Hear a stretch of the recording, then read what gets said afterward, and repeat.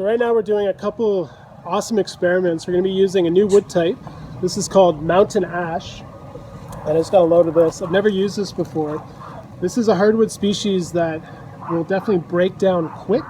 It is prone to rot, so it's a wood that in most cases we might not have a lot of it because the tree might be in a period of decay that wouldn't be good for mushroom cultivation, but we happen to have a unique situation with this, and all this wood is great and should work well for my business, but I have no idea what species will do well. It's really just kind of an experiment. We're going to try our cold weather elm and probably our local pearl oyster with the mountain ash for this run, and we'll do some trials and see what happens. Kind of things that I look for when I'm deciding whether or not a specific wood type is good for growing mushrooms is really takes place in the lab. We're looking for how quickly does the mycelium colonize the wood, and for any species, any oyster mushroom species, this is typically about 2 to 3 weeks, and that's considered acceptable growth. And if we were to inoculate the wood with a higher spawn rate, then we could get it to colonize a lot faster.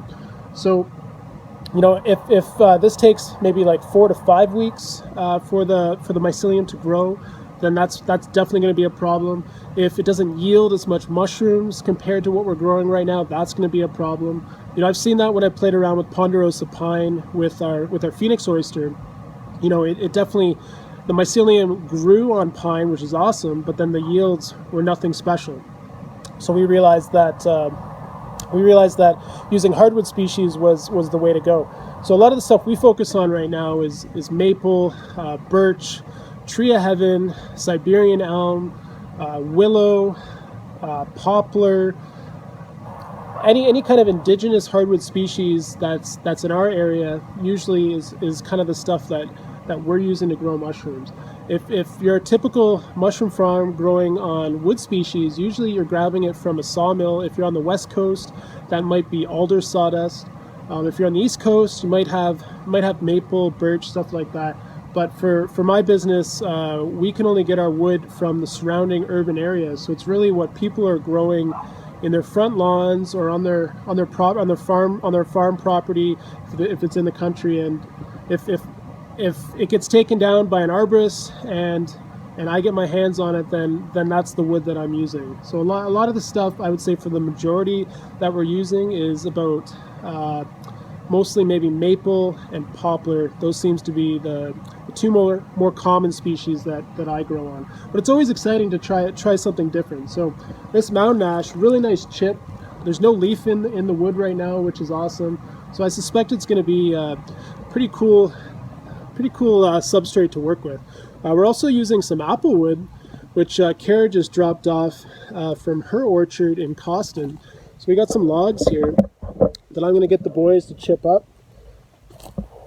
So it's really nice apple wood.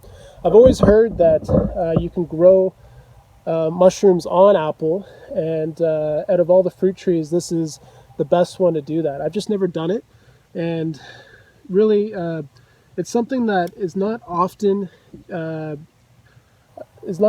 to be available for my business, but the Okanagan is full of orchards, and the wine industry seems to be taking off and actually turning these fruit orchards into wineries. So there is going to be situations where I might have an abundance of apples, so it's definitely worth me playing around with and seeing if it's something that we can grow mushrooms on. So I'll be doing these two types, the mountain ash and the apple, side by side, and we'll compare that with other wood species that we grow on and see if there's any change, anything different, perhaps something that we really like.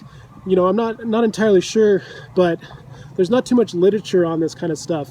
And you know, this is where my business becomes really unique in the industry, is I'm growing on a lot of different wood types with a lot of different mushroom species. And for the most part, I haven't really noticed that much difference in yield in all the stuff that we're growing. But you know, the research is always ongoing. Other than that, guys, I delivered 60 pounds of mushrooms to Kelowna today, which is awesome. So we're moving lots of product right now. We've done about 120 pounds in the last 3 days, and we're going to do another 50 pounds tomorrow. So, you know, this is definitely looking like a 250 pound week once we're all said and done and have done the farmers market on Saturday. Greenhouse 1, we did get operational today. We have some pearl oyster and blue oyster in here. King oyster in the front.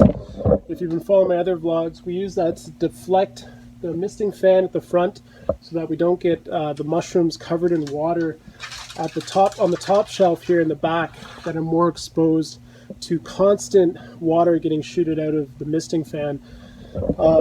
Not everything worked how I wanted it to today, unfortunately. I've been trying to figure out these solenoid problem issues. We use these ASCO solenoid valves, and I had to buy 2 brand new ones today, and I was lucky that there's a distributor in Kelowna. They're not cheap, they're about $220 a pop. And what I found out after getting on the phone with the manufacturer for about an hour is that we're ending our season, we're flushing the water out the lines, but we're leaving the solenoid valves attached. And any kind of water that freezes in these valves is just going to mess them up. And we've actually lost 3 valves in 3 years, 2 this year. So, you know, expensive lesson. What I'm going to have to do at the end of this season is just take this plate right off. This can just stay here. This is what activates the magnets to push the diaphragm in and out of the water line. So we'll just disconnect this, take the front plate off. That'll come with the diaphragm and everything, and the magnets. This is a schematic here, if you guys can see that. So this whole part right here is what's going to come off of this main valve body at the bottom here where my thumb is. So we'll bring that in this year, and hopefully this isn't going to freeze anymore. We're not going to have any more problems, because honestly that was my whole day. But I was lucky. I had Care on the farm today, I had Reuben on the farm, and I had Clay, and even Faith. So there's 5 of us on the farm today. We got production done. We got our wood chips in the back drying. I got Clay to mix that up so that the elm can start drying and not actually get wet. And we got the mountain ash put over here because we just got a fresh load of that, and we'll be doing production tomorrow and mixing this up, and we don't want it to start composting, and I don't really have space to spread it out right now. So it's really important that this pile gets broken up so that it doesn't start heating and composting. If you guys want to see more videos like this, hit the subscribe button right now.